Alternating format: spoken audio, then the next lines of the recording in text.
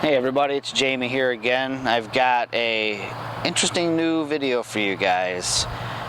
So everybody's familiar with the OMD line. We've got the OMD EM5, which started this whole body style trend for Olympus cameras. Great camera, love my EM5.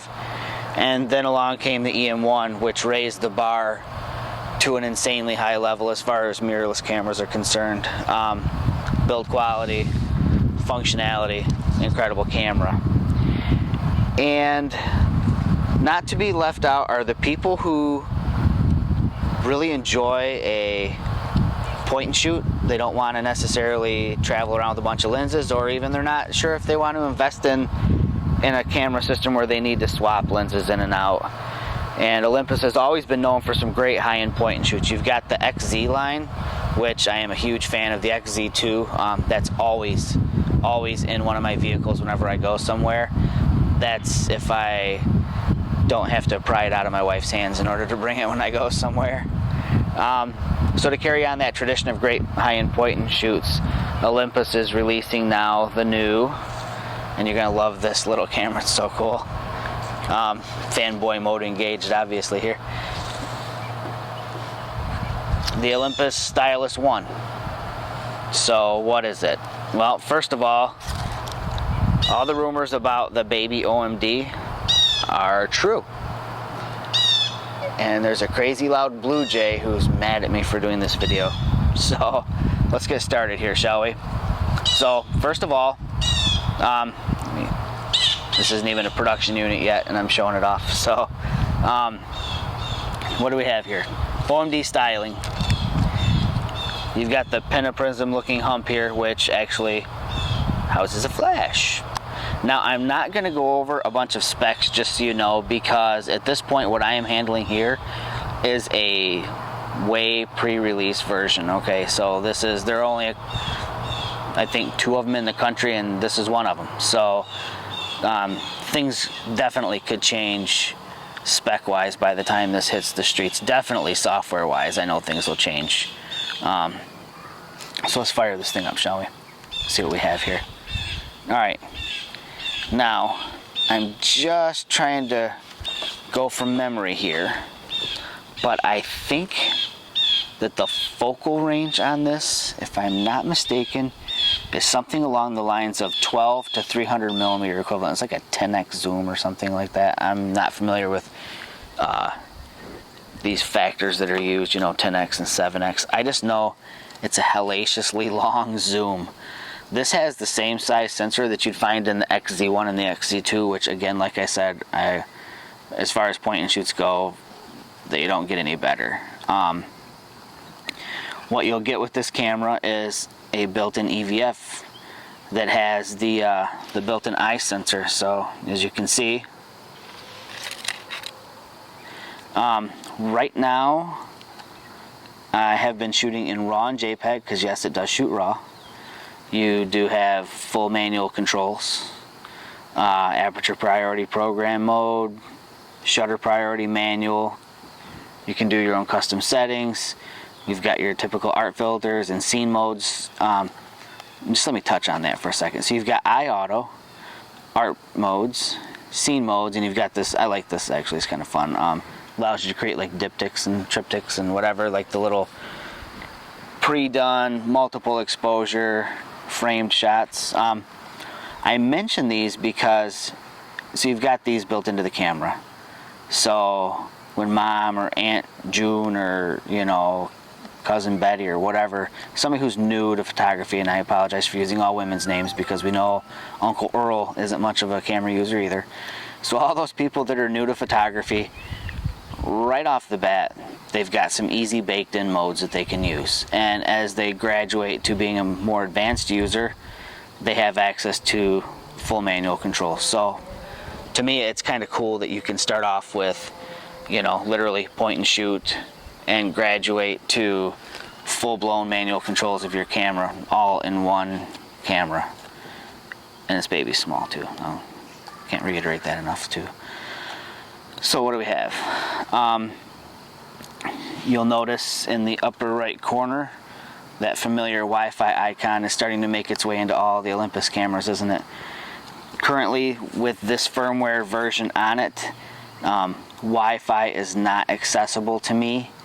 My person at Olympus told me that when the Wi-Fi is ready, the firmware is baked and set in, and we're at version 1.0, you will not only be able to control the camera like you have with the other cameras, you can actually zoom with the camera via the app, which is super cool, I think. So I keep talking about the zoom. So you can see out in my yard here, I have a gazing globe out here in the garden.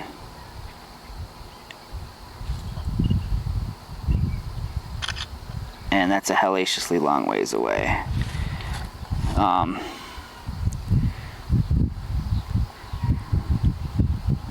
And I took a poor shot of that. That's embarrassing. Let's delete that. I'll try that again. I think the specular highlights kind of threw it off. I didn't want to grab focus very good on that. There we go. Now we're cooking. So, don't want to do the camera a disservice by taking a crappy photo for you guys. So here we're at like 300%, and it is actually really sharp. I've been talking to my people at Olympus and just telling them what I think of the camera so far, and I hate to come off sounding like positive all the time, but you know, when the stuff is good, it's just good. I mean, what can you say? My neighbor's talking to her cats, so you'll have to forgive her for that.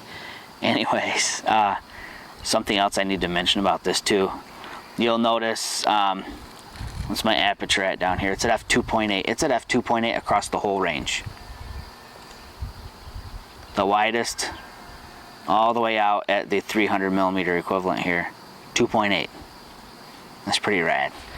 I haven't done a whole lot of low light shooting with it yet, but from what I've seen just shooting in my little office in the house, you know, in a setting that would require like ISO 1600 on the EM1 or the EM5 or the EP5, this camera hangs in there, man. It's pretty impressive.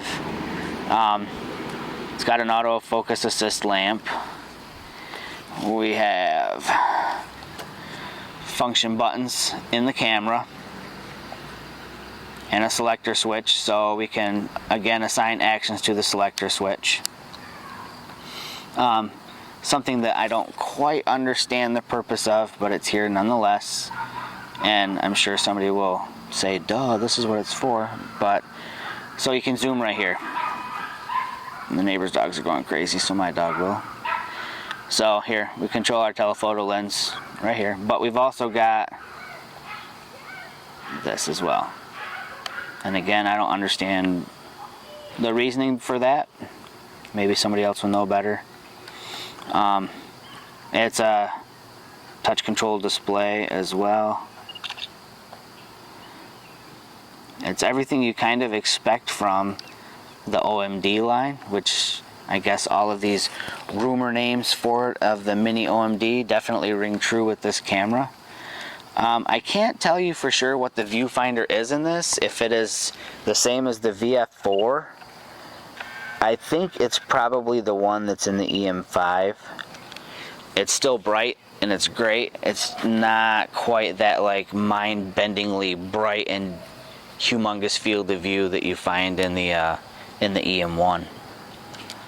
It doesn't come with this cool leather strap, I don't think. It's an articulating screen. Sorry folks, for everybody who's complaining about the lack of swivel in a screen.